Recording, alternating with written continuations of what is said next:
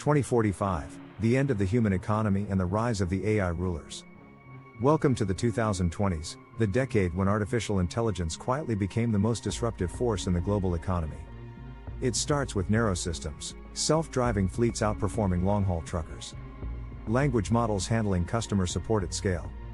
AI writing code, news articles, legal summaries, faster than entry-level workers ever could. The replacement isn't flashy, it's incremental, statistical, invisible at first. But the aggregate effect is massive. Back in 2017, McKinsey projected that up to 800 million jobs globally could be displaced by automation by 2030. Now, halfway through that horizon, we're on track. Studies by the World Economic Forum, OECD, and IMF echo the same warning. Any task that is predictable, repeatable, or pattern-based is vulnerable to replacement, not in the future, but now. By the mid-2020s, automation begins eroding large sectors. Transportation and logistics lose millions of jobs to autonomous systems. Clerical and administrative support shrinks dramatically, replaced by enterprise AI platforms. Even software engineering, once thought safe, is partially eaten by generative code models. The public feels it, not in headlines, but in hiring freezes, stagnant wages, disappearing job descriptions. Meanwhile, corporate productivity spikes. Companies using AI tools, from predictive analytics to robotic automation, see exponential improvements in throughput, efficiency, and margin. In some industries, output grows 3 to 5 times, with fewer humans in the loop. This leads to a structural bifurcation in the economy. On one side, those who own, build, or control the AI systems. On the other, workers whose labor is rapidly losing market value. By 2028, traditional employment metrics no longer make sense. Unemployment doesn't just rise, it becomes decoupled from GDP growth. The economy is booming, but jobs are not coming back. This is technological unemployment, at macroeconomic scale. Enter the policy response. Universal Basic Income, UBI, becomes the center of political debate. Not just as a safety net, but as a necessary stabilizer in a post-labor economy. Several nations pilot versions of it. Studies show it improves mental health, reduces crime, and even sparks entrepreneurship. But funding a full UBI at scale means confronting deep questions. Who pays? How do we tax capital owners without killing innovation? Can UBI coexist with incentives to contribute, to build, to solve? At the same time, economic inequality deepens at an unprecedented rate. According to Oxfam, by the late 2020s, the top 1% control nearly 2/3 of new wealth created globally. And that's before full AGI enters the scene. This isn't just wealth, it's infrastructure control. The elites don't just own money. They own the AIs that run logistics chains, the data centers that host large models, the platforms that shape public discourse, the algorithms that allocate attention, capital, and power. This is the winner-takes-most dynamic, now scaled by AI. A handful of tech dynasties, hedge funds, and sovereign wealth players begin to dominate every productive layer of the digital economy. Meanwhile, millions rely on state stipends or try to monetize themselves in low-margin creator economies. By the end of the decade, a new economic architecture is emerging, a cognitive elite who orchestrate value via machine intelligence. A vast dependent class who consume, comment, and survive, but no longer produce anything essential. This is not science fiction. It is the logical consequence of exponential tech without structural redistribution. And this is only phase 1. The 2030s arrive like a rupture. This is the decade when automation stops nibbling at the edges, and begins devouring the economy whole. By 2032, intelligent systems aren't just lifting boxes or answering emails. They're writing legal contracts, managing logistics networks, translating languages in real time, and outperforming doctors at diagnosing diseases using radiomics and real-time neural imaging. Advanced AI, now embedded in humanoid robotics, cloud-based cognitive systems, and edge devices displaces millions across every income bracket. Blue-collar work? Gone. Robotic platforms handle construction, mining, and delivery. White-collar jobs? Shrinking fast. AI tools automate finance, legal, medical, and even R&D workflows. Global unemployment spikes. In many developed nations, it crosses double digits by 2035. The problem isn't just job loss, it's job irrelevance.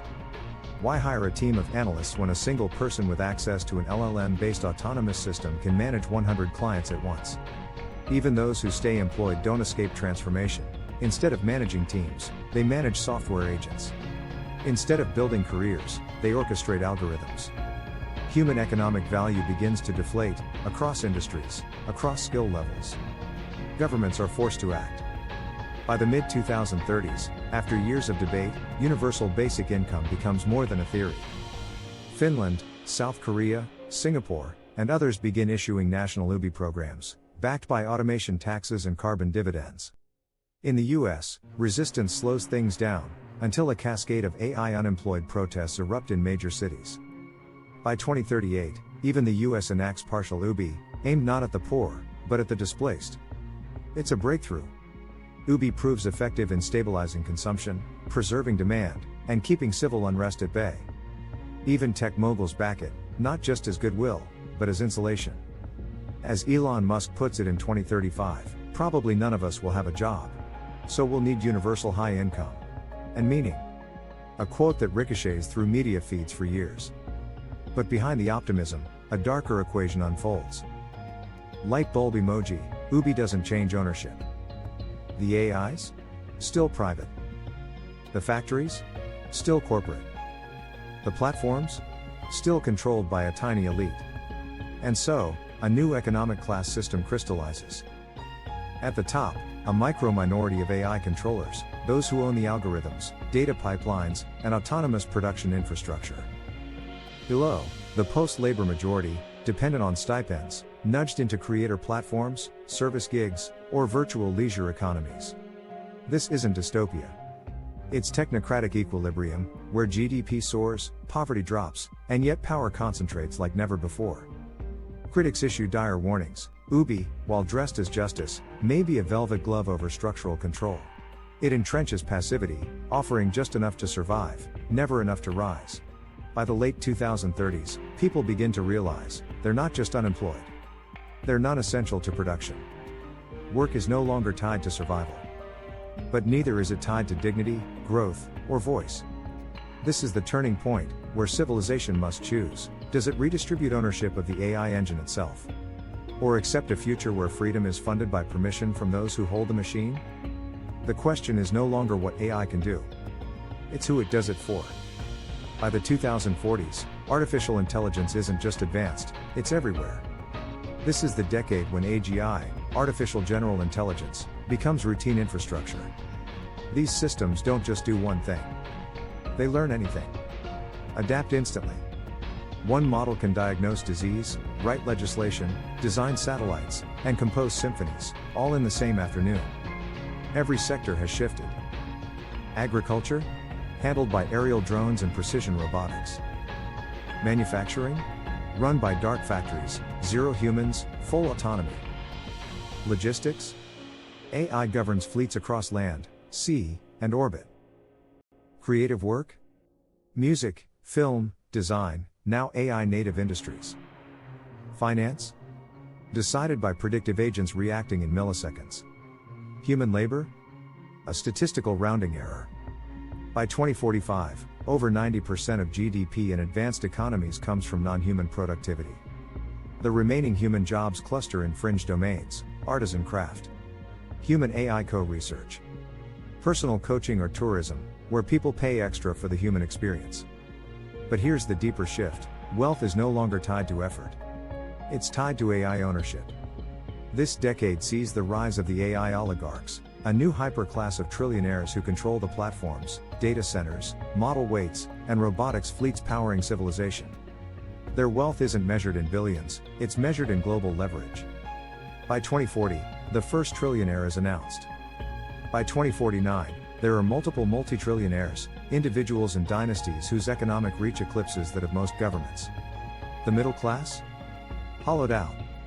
Most former professionals now rely on UBI plus a patchwork of digital gigs, monetized hobbies, or content creation, in saturated platforms. Also owned by the same tech elite. Here's the economic snapshot. By 2049, the top 1% control 75% plus of all global wealth. Brain emoji, They also control nearly all major AI infrastructure compute, models, and autonomous production pipelines.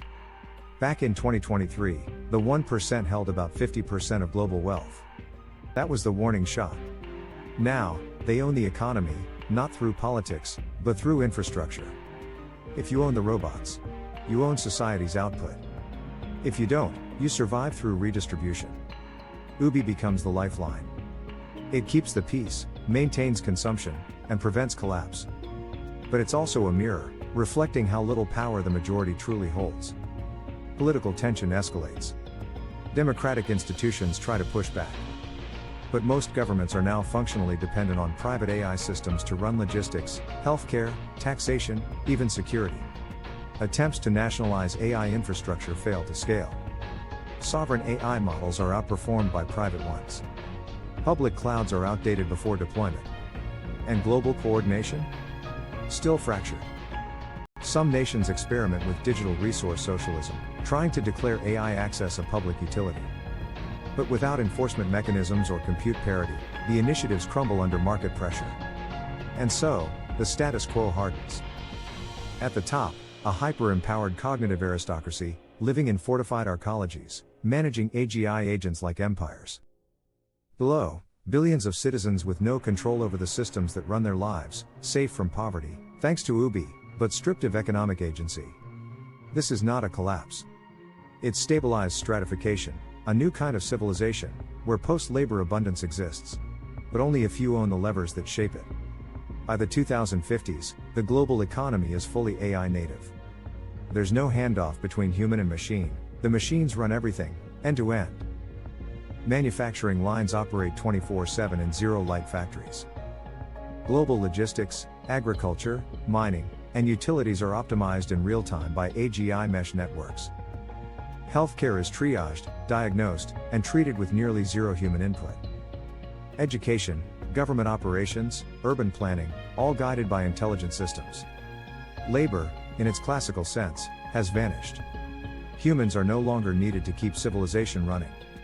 Universal basic income, or in some regions, guaranteed resource access, is now universal. A basic standard of living is maintained.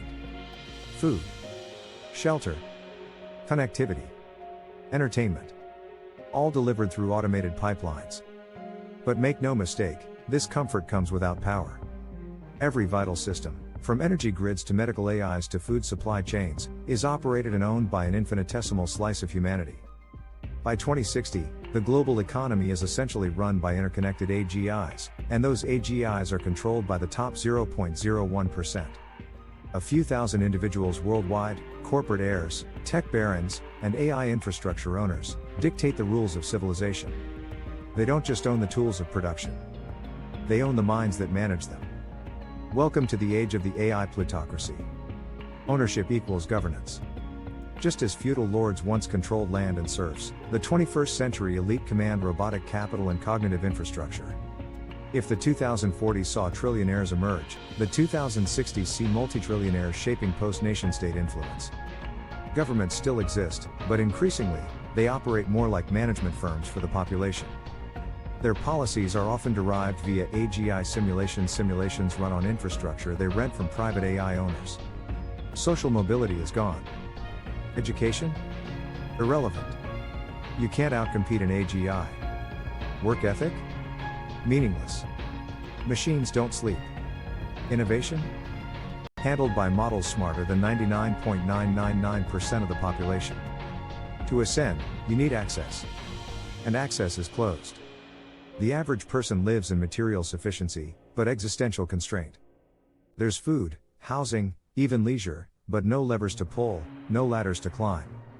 Society resembles a post-industrial neo-feudalism. At the top, AI lords, individuals and collectives who own the networks, the compute, the IP, the code. Below, the managed majority, well-fed, well-entertained, and increasingly passive. Culturally, the void grows. Freed from work, people seek purpose. Some find it in digital arts, VR enclaves, or simulated communities. Others dissolve into passive consumption. Virtual realities become the new frontier of identity, aspiration, and even rebellion. Politically, fractures appear. Grassroots movements demand AI democratization, public control over models that were trained, they argue, on humanity's collective data, history, and culture. Some regions implement AI co-ops or algorithmic social trusts, redistributing dividends from automated wealth. But in other zones, dissent is swiftly suppressed, not by soldiers, but by predictive enforcement systems, real-time surveillance, and social credit firewalls. The very infrastructure that feeds the people also silences them. By 2070, the data is stark: 99.99% of humanity lives under a fully AI-administered economy. Nearly all productive capacity is controlled by under 100,000 individuals worldwide. Power is algorithmic, diffuse, yet completely unaccountable to the public. Civilization is efficient, abundant, technologically immortal, but fragile. Because it all depends on the goodwill, or alignment, of a handful of controllers and their AGIs. If they falter, turn malicious, or diverge in goals, the masses would have no recourse. And that is the ultimate paradox of this century: humanity solved scarcity. But in doing so, it surrendered agency. This is not dystopia. This is not utopia. It is something stranger, a world where the lights are always on, the shelves always stocked, the skies always monitored. And the future, increasingly, decided without you. Estimate: how many will control the AI economy, and how soon? If current trends continue, we are heading toward one of the most radical shifts in economic history. By the 2050s or 2060s, it is entirely plausible that just 0.1% of the global population, 1 in 1,000, could control nearly all AI-powered production on Earth. And it may not stop there. Some projections suggest that the top 0.01%, a few 100,000 individuals worldwide, could own the algorithms, robots, data centers, and cognitive infrastructure that run the global economy. We're already seeing the scaffolding being built. The richest 1% currently capture more than 2/3 of all new wealth. But in an AI-driven system, where capital, not labor, drives value, this concentration accelerates. AI doesn't unionize. It doesn't sleep. It scales instantly, across continents. And crucially, it compounds. Those who own it today, own the exponential curve tomorrow. So what happens if nothing changes? By 2070, the world could be divided not by nations, classes, or skills, but by AI ownership. A micro-elite runs the systems that produce everything. The rest of humanity receives redistributed income, UBI, public credits, or subsidized access, but has no influence over the engines of production. This isn't just inequality. It's economic centralization at planetary scale. Of course, these numbers are projections, not prophecy. This future depends on what we choose to do. Will we regulate AI ownership? Create public infrastructure for cognitive systems? Build open, cooperative models of value creation? Or will we let automation unfold like unchecked wildfire, concentrating wealth and control in the hands of a few? Because one thing is clear. Without systemic intervention, the logical endpoint of AI capitalism is a world run by the few, for the few, while the many simply watch the machines work.